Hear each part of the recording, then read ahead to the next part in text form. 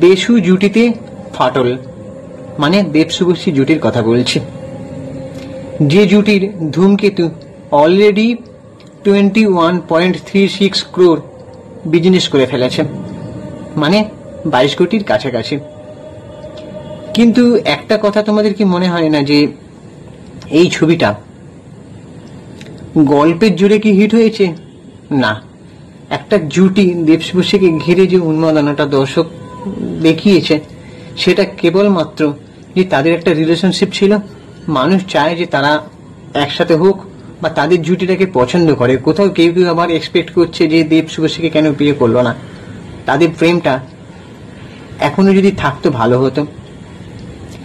তো আজকে একটা জিনিস নিয়ে কথা বলবো, দেশু জুটিতে ফাটল। এই যে 2025-এ এটা বেরিয়েছে, মানে 2025 এরকম একটা লেখা দেখাচ্ছে যে 2025-এও এহেন অসম্মান, দেবের 2 বাচ্চার মা মন্তব্যে ফুঁসে উঠলেন শুভশ্রী। দেবকে মানে 2 বাচ্চার মা এরকম একটা মন্তব্য শুভশ্রীকে শুনতে হয়েছে, সেটা আমি খোলসা করবো তোমাদের মধ্যে। চ্যানেলটাকে অবশ্যই একটা সাবস্ক্রাইব করে দাও এবং বেল আইকনটা প্রেস করে নোটিফিকেশন অন করে রাখো বন্ধুরা, এবং পুরো ভিডিওটা স্কিপ না করে শেষ পর্যন্ত টানা দেখতে থাকো।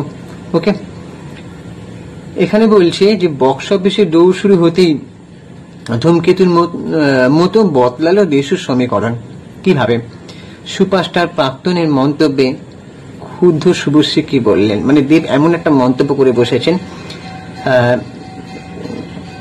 এখন সবাই বলছে যে এই যে 10 বছর বাদে নস্টালজিয়া উস্কে সাড়ম্বরে পৌঁছে ফেলে দিয়েছিল তারা, মানে দর্শকের আবেগকে নিয়ে ছিনিমিনি খেলাটা যেটা হচ্ছে সেটা আমি আগেও বলেছিলাম যে এরকম ভাবে ছিনিমিনি না খেলে একটা ভালো গল্প যদি কোনো ডিরেক্টর, প্রডিউসার বা হিরো উপহার দিতে পারে সেটা তার থেকে ভালো কিছু হয় না।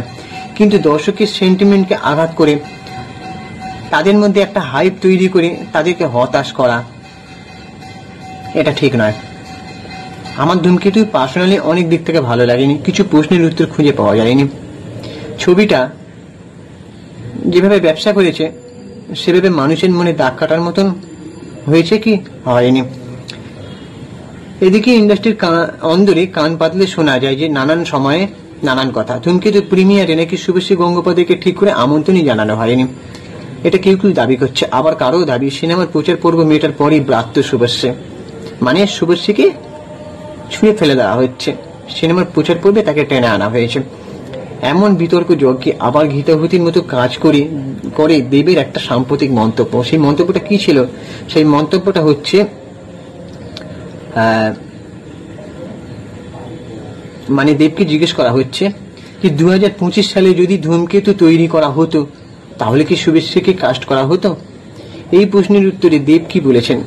দেবদা বলেছেন যে ডিপেন্ড করছে ও এখন কোন স্টেজে থাকতো, ওর বিয়ে হয়ে গিয়েছে কিনা, অথবা 2 বাচ্চার মা হয়ে গিয়েছে কিনা, এই সবই দেখতাম তখন। মানে দেবদা কি বলতে চাইছেন যে শুভশ্রী যদি 2 বাচ্চার মা না হতো, বিয়ে না হতো, তাহলে কি এই ধূমকেতু ছবিতে রূপার চরিত্রটা তাকে মানাতো না? দেবদা ভেবেছিলেন যে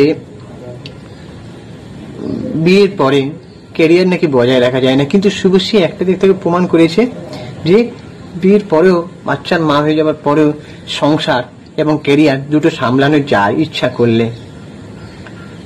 তো এবারে আর একটা কথা দেবদা সংযোজন করেছে যে আমি ছবিতে থাকলে আমাকে ওকেও নিতে হতো, কিন্তু আমার চরিত্র কি ডিমান্ড করছে সেটাও আমাকে দেখতে হতো। শুভশ্রীর মধ্যে যদি সেই সারল্য না থাকতো তাহলে অন্য অভিনেত্রীকে বেছে নিতে হতো, শুভশ্রীর জায়গা তখন অন্য কেউ কাজ করত। এখানেই শেষ নয়, নিজের প্রযোজিত প্রথম সিনেমাতে শুভশ্রীকে কাস্ট করার প্রতিশ্রুতি দিয়েছিলেন বলেই কি ধূমকেতুতে রূপার চরিত্রে তাকে দেখা গিয়েছে? এমন প্রশ্নের উত্তরে দেবদা জানান যে শুভশ্রী যদি চরিত্রের জন্য যথাযথ না হতেন তাহলে ছবিতে হয়তো তাকে নেওয়া হতো ঠিকই, তবে মুখ্য চরিত্রে নয়, হয়তো অন্য কোনো চরিত্রের অভিনয়ের প্রস্তাব দেওয়া হতো তাকে। মানে এমন একটা মন্তব্যে সুপারস্টার, মানে উনি মেগা স্টার এখন, তো এরকম একটা মন্তব্যে তুমুল হইচই শুরু হয়ে গেছে। সেটা শুভশ্রীর যারা ফ্যান তারা কি বলছে? তারা বলছে শুধুমাত্র প্রচারের জন্য শুভশ্রীকে ব্যবহার করা হয়েছে। আর এখানেই শেষ নয়, শুভশ্রীর মন্তব্য বা শুভশ্রীর একটা মন্তব্য যে একজন মানে শুভশ্রী যেটা বলছে, একজন সংবেদনশীল মানুষ কিভাবে এই ধরনের কথা বলে আমার জানা নেই। আমার কোনোদিনই পার্শ্ব চরিত্রে কাজ করতে অসুবিধে নেই, আমি সন্তান করেছি, সন্তান বলে যে ছবিটা, কিন্তু 2025 সালে দাঁড়িয়ে এরকম একটা অসম্মানজনক মন্তব্য, যেখানে তুমি একটা ছবির প্রচার করছো একজন হিরোইনের সঙ্গে, আমি সত্যি জানি না। একটা আক্ষেপের সুরে শুভশ্রীকে বলেছেন। এবারে কথা হচ্ছে, এই সব বিতর্ক তৈরি হচ্ছে, দেবদা এরকম একটা প্রশ্নের উত্তর দিচ্ছে, হয়তো দেবদার দিক থেকে একটা সিনেমা জগতে সে মানে ম্যাচুরিটি নিয়ে বলছে, তার যে অভিজ্ঞতা হয়েছে। এবারে হতেও পারে যে দেবদা কোথাও একটা পাবলিসিটি স্টান্ট করছে, সেটা দর্শক ভাবছে যে এটা কোনো পাবলিসিটি স্টান্ট নয়। তো ধূমকেতুর ব্যবসাটা 30 কোটি পার করার কি এটাই প্ল্যান দুজনে মিলে? তো নাকি দেবদা ইচ্ছা করে এগুলো করছে যাতে ছবিটা 30 কোটি প্লাস হয়ে যায়? কারণ দেবদা বলেছিল যে খাদান সিনেমাটা থেকেও আমাকে এই সিনেমাটাকে কস করে বেরোতে হবে। তো কিন্তু শুভশ্রী কোথাও একটা আঘাত পেয়েছে, জানি না এটা সত্যি না ভেতরে ভেতরে নাটক চলছে। শুভশ্রীর মন্তব্যটা হয়েছে আর একটা, যে জানি না মা হয়ে গিয়েছি, চেহারায় সেই সারল্য তো নেই, একটা আক্ষেপের সুর দেখা যাচ্ছে। তো এবার তোমাদের কি মনে হয় যে এটা কি সত্যি পাবলিসিটি স্টান্ট, নাকি এরা মানে দেবদা নিজের ম্যাচুরিটি সিনেমা জগতের অভিজ্ঞতা নিয়ে বলছে?